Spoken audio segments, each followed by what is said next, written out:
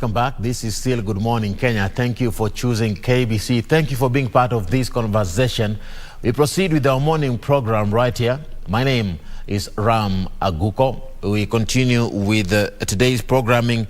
And as I mentioned earlier when we started, it's all about matters concerning investments and saving in the real estate industry. What are the do's and don'ts of this particular sector? Do you need much money? And how much do you need to invest in this particular area? Well, today, let's talk about this particular issue here concerning investments and savings in the real estate sector. With me, I am with Dr. George Paul Chege. He is the CEO of the Trinity Group of Companies. Karibu sana. Asante sana. How are you feeling, my brother? I'm good. You're good? Yes. And of course, the first question I want to ask you is, is anyone too young or too old to invest? Can somebody be too young or too old to invest? Age is not a limitation in terms of investment. Because when you look at people who have invested in the past, people begin investing in even from the age of 18. It's only that in Kenya we start when it's too late to invest. Yeah. All right. But now, how do you quantify that from this time it's too late to invest? I don't think there is any age which is too late to invest. But of course, it is very wise to start early, because when you're talking about investment, you're talking about creating wealth. Yes. And of course, you don't realize wealth in one day. It's something that you do continually. So, and the more you do it, the more you come to realize at least whatever I invested some years back is bringing investment on return on the investment. Yeah. And for many, we have this scenario of where you have too much time, there is no money, and where there is a lot of money, there is little time. Of course, that is the irony of life. For somebody who is as young as 18, you've mentioned, the question will arise, how much money do I need for me to invest? Is there a particular level of income that somebody can have for them to state that they are ready for investments? Number one, what you need to know is that investment is a sacrifice. And there's no day you'll have enough amount of money to invest. I love that. As long as you want to invest, because it has to come within you. It's a spirit that rises within you, and you sacrifice. From whichever salary you get? Yes. You can be getting 10,000, but out of the 10,000, you just decide, even if I'm going to lack some basic items in my house, let me just invest these 1,000. And it is a spirit that drives people. Because there's no day any person will have enough money, because even the richest people, they are still looking for money. So that tells you there is no enough money. So if somebody says, I don't think I'm earning enough, I can't invest, I'll invest later when I earn this particular amount, they're lying to themselves. They are lying to themselves. Investment is a spirit that you need to start from when you're earning very little until when you're earning much. And you'll never earn much until you know how to use the little that you have. Yes. Yeah. You must be trusted with the little for you to be trusted with the much. And if, you see, of course, when you talk about being trusted, you need to trust yourself with the little. To know that the basic, as long as you're able to meet the basic needs, the remaining amount can go to investment. Because anybody who is up there, they began from somewhere. And you see the fear of the young generation is because they don't want to start somewhere. But if today you decide, let me just start where I am, one day you'll just look back and say, I thank God I began where I was. Now, just generally, before we get into the nitty-gritties of the conversation, some of the tips for the Kenyan youth concerning savings and investments. Let's start with investments first. Tips for investments for the Kenyan youth. First of all, the Kenyan youth, of course we have those people, the Kenyan youth who they do very good work, but most of them, they are just loitering in the streets. And it doesn't mean that because, of course, we can blame the government and say we don't have work. But I can tell you this, we have a lot of activities which these people can be doing. For example, I spoke with a group of youth back in Kitengela, and I was telling them, it's not the time we say that we don't have something that we can do. We can go to the street, we sell whatever is sellable, even if it's eggs, and just make money. And once you make that money, you make sure you don't just use that money, all of it. You just make sure you utilize investment part of that amount.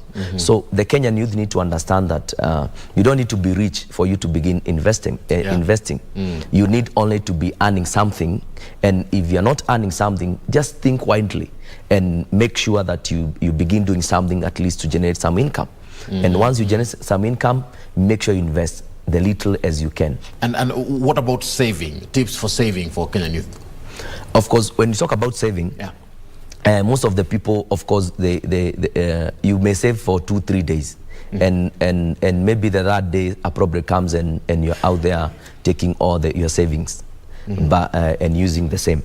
So what I encourage the youth, at least if you can buy something which has value, to just keep your money in something. For example, you can think of buying a property or something that you can think, if I need money tomorrow, I can be able to sell this item. So buying a property is a form of saving, or is it investment? It's both saving and investment. Okay. And plus, when you talk about saving, of course, some saving they don't earn an interest, or whatever you save by tomorrow you find the same. But when you're talking about in buying property, you're talking about today invest 100,000 and next year you get 200. All right. With now 27 minutes to the top of the hour, we proceed with this conversation. Still, this is Good Morning Kenya. It's all about investments and saving. And in particular, real estate is what we want to talk about now. Thank you for choosing to stay with us. My name is Aguko. It's a pleasure being with you. Of course, I am with Dr. George Chege, the CEO of the Trinity Companies, still with me here in studio. Thank you so much for being and finding time to be with us, Dr. Let's head over to matters concerning real estate. And I want to look at some of the nitty-gritties in this particular sector, because I am well aware that this is where your expertise lies. Yes. All right. Now, for somebody who wants to get into this particular sector or this particular investment, what are some of the do's and don'ts of investments in real estate? Let me begin by saying that a lot of Kenyans have been scammed by so many companies. But when you look at it, it's because we as Kenyans, we don't want to do due diligence.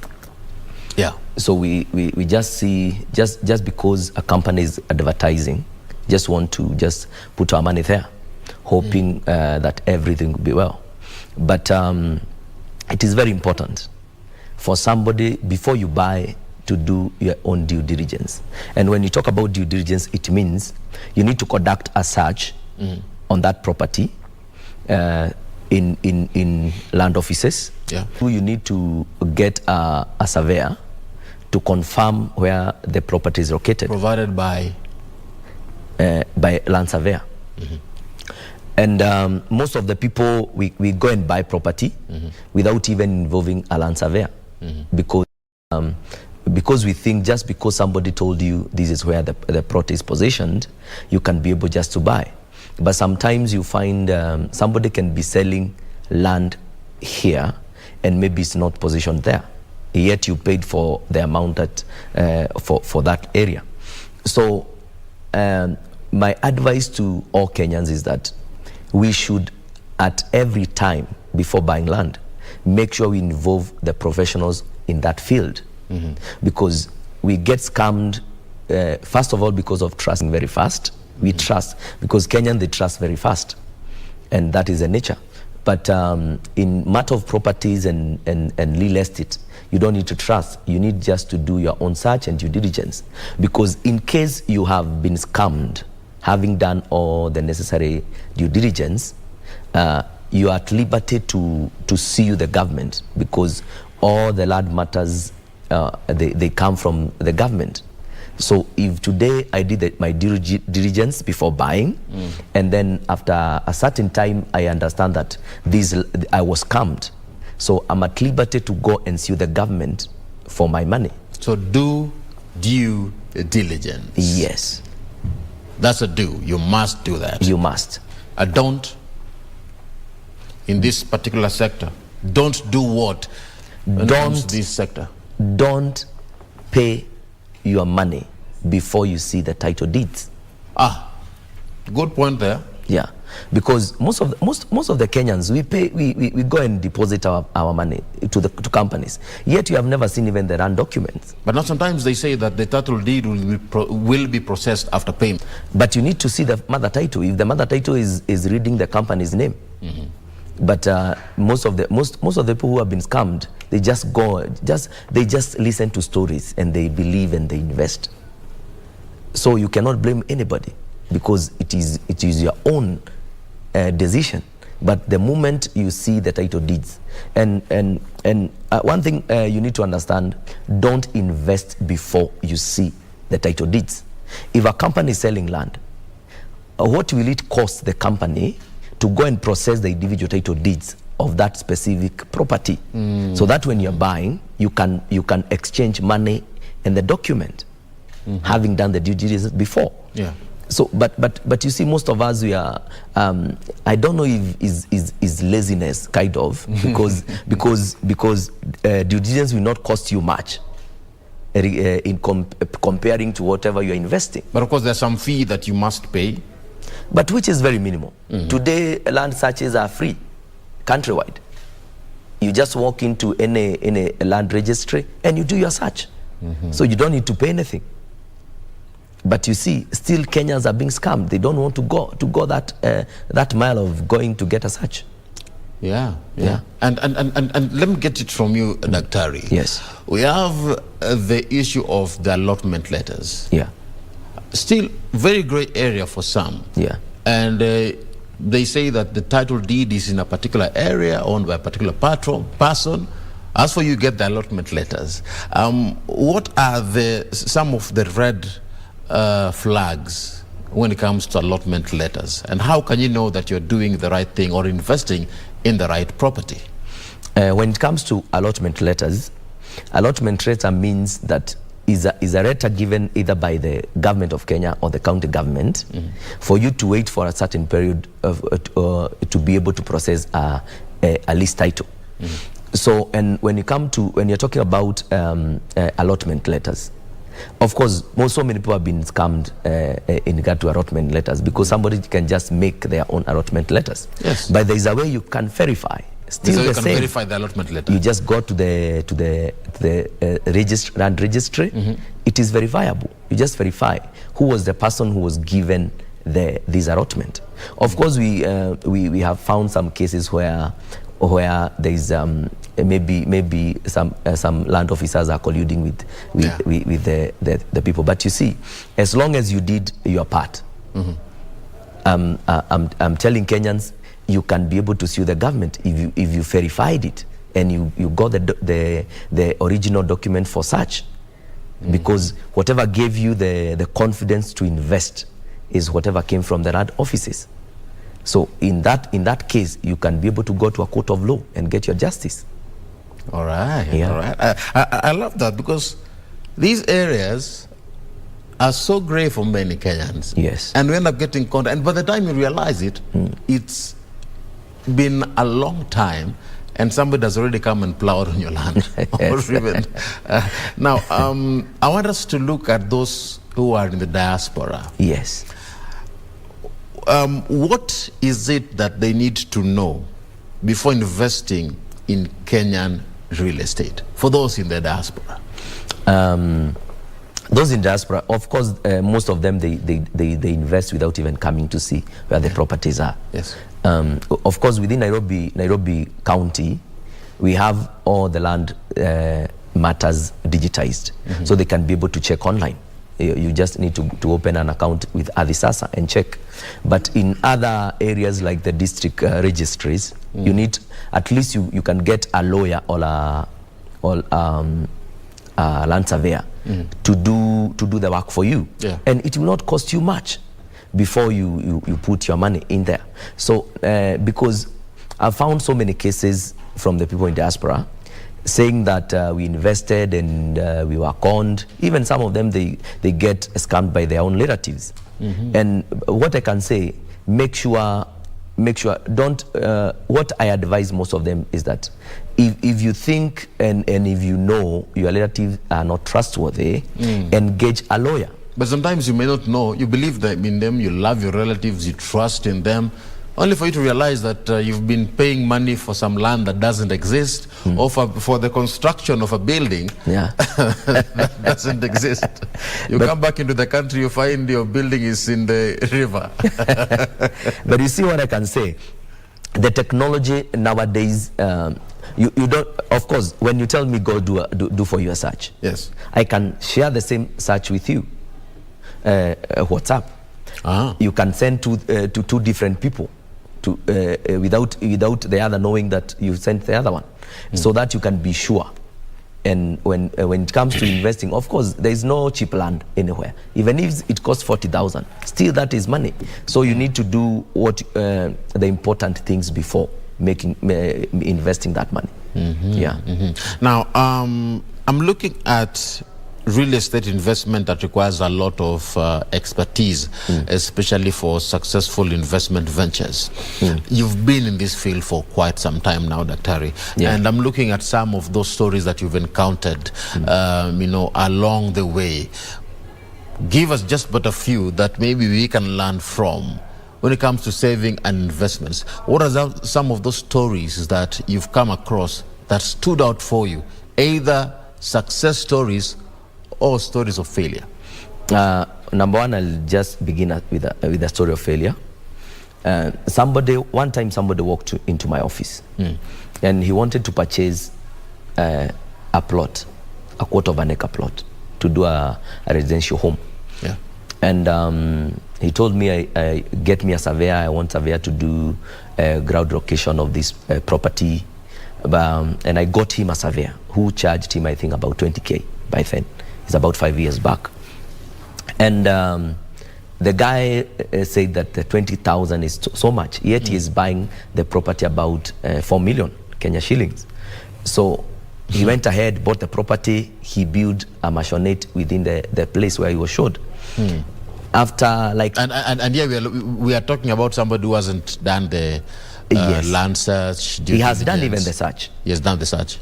But he has not done the ground location to ascertain where the property sits on. He has not gone to see it physically. He has been shown physically by the seller.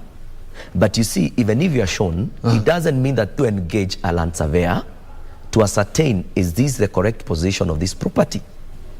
So the guy never engaged a surveyor. So he went and built a maisonette. 3 years later, somebody came and said, you have built on my land. And by the time they checked the document, the guy had built on somebody else's land. So you remove the house or you buy. And you see, some of those things are things which can be avoided. But of course, the landowner won't buy that piece of the maisonette. Of course he can't buy. It's on his own land. Of course you are wrong. You came and built in my house or in my land. So who is wrong? It is you who built in somebody else's land. So you either move your house or you be at the mercy of the owner of the land. Wow. So a success story, which I can tell you. Wow. We have seen so many people invest in real estate. And particularly because there is a way you know which area, and of course, from the government you can understand, for example, which roads will be made in maybe in the next 5 years. And as much as a road will pass through a certain place, as long as a public institution will be set up in a certain place, like a school, a university or something, those are the areas where Kenyans, you need to go and invest. Because, of course, we don't need to invest blindly. We need to invest knowing that the amount that I'm investing in a certain area, after 2 or 3 years, it will have doubled, or I'll have made more. Because there are some areas, of course, you can buy and you can invest in real estate, but you don't get the profit out of it. Yeah, yeah. Of course, every other place you buy land, it will always appreciate. But we check where the rate of appreciation is higher more than other places. So we have in the real estate sector areas where investments are going to have higher chances of making profits than others. Yes. All right. For example, when you talk, of course, you showed us about this summit which is going on in Diani. And when I look at it, yesterday I saw Konza City was part of that summit. Yes, it is. And you see, when you talk about Konza City, where they are setting up there, we are talking about government investing billions of shillings there. And we're looking at a technopolis here. Yes. Yeah. So which will affect whoever is within the neighborhood. He will be affected. It can be maybe in the next 2 years or the next 10 years. But what to expect within the area, that properties will hike in terms of prices. So don't just invest knowing that I've bought land. If you're an investor in land, invest knowing that I'm investing in this place because something will come up in future. So buying land to keep it over a period of time, a deed that many Kenyans are doing currently, all right? It's called land banking. Yeah, land banking. Yeah? Yeah. Is that something that, are we seeing ourselves going to that direction? Is that a safe area of investment? It's a very safe area where you follow the required steps. And as much as it's a very safe area to do that, don't just buy because people are telling you to buy. Do your own research, just a general research, and know within this area what will come up in future. If the government has earmarked that place for something in future, you can be sure that your investment you'll get more return. It's possible for you to take note of that. Is it possible for you to realize that actually this area has been earmarked? Because the common on Aguko may want to know, how can I know that this area has potential? Nowadays we are in a digital era. Yes. So which means you can, of course, I know there are some people who don't know how to go online and get maybe some results. Yeah, yeah. But you can get somebody who can make a research for you. Because I can give you an example. My grandfather used to work here in Nairobi. And one time there used to be these rumors that there will be the bypass from Cabanas all the way to Roiro. And people rushed over that side buying properties. A plot would cost maybe about 60,000, 45,000. And that was when Moi used to be the president. When Kibaki now came in, Kibaki now made the thing to become true. And everybody who had bought, like, for example, 60,000, 80,000 properties there, the day when the bypass was opened, they came from maybe 400,000 to over 3 million, just because something is being realized within the area. Exactly. So don't just invest blindly. Just do your own research. Make sure that you know what will be coming over that area. I'm looking at those who want to save in order for them to buy or build a house. Yeah. Very important area that Kenyans are looking at here. Some research was done, and it was indicating that many Kenyans below the age of 45 do not own neither own nor buy a house, and don't have the ability to be able to build a house. What are your thoughts in regards to this particular area? Is it possible for somebody watching us today to save in order for them to build or buy a house? It is possible. Yeah.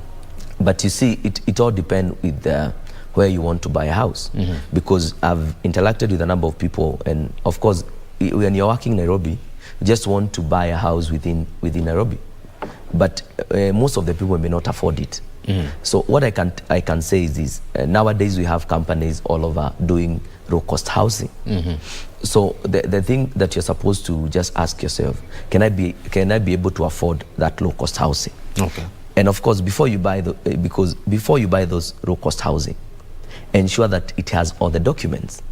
And what I always advise Kenyans is that if you can be able to use if you don't have like that money in cash to buy, or you cannot be able to utilize maybe paying within 90 days, which is allowed by the law, you can approach a bank, and a lawyer will help you to do the due diligence to make sure the documents are in order, and you can be paying as a mortgage, just a little amount at a time. All right. Question concerning that particular area. Just from where you sit. Yes. Do I build a house? Do I buy a house? Which is a better option for me? Should I build or buy? Both ways are good, but of course there's somebody who wants a specific plan. Yes. I want a house which is like this. For those people, I tell them just buy, just build. For somebody who doesn't have a specific idea of what you want, you can just move around and look at houses. If one makes you happy, you can just buy. All right. But of course, building is far more cheaper than buying. For sure. Because you can be able to control maybe your fundis and all the materials you're buying. You know what is being used there. And you have a guarantee. Something you have built yourself, you have a guarantee. From something that is you just find it is ready. Yeah. And I know also we have Kenyans that also engage companies for them. You know, they save and invest so that they can be able to have a company build a particular real estate for them, and they pay in return. Is that also an option? Are we seeing that ourselves going that direction? Of course, nowadays is an option. Yeah. Because I've seen a lot of people buying homes and houses. Yes. They don't even stay there. Exactly. Because they know if I buy, for example, a house in Westlands, I can be able to do Airbnb there. So I'll be making more money as long as I'll be working somewhere and I'm able to maybe like do the mortgages. Yeah. The mortgage can even come from the same house that you have bought. So nowadays we have so many ways of investing in real estate. Yes. Which is making more money and more return. There are so many gray areas in real estate, as I mentioned earlier on. Yes. And Dr. I'm looking at these particular types of investments that exist in this area.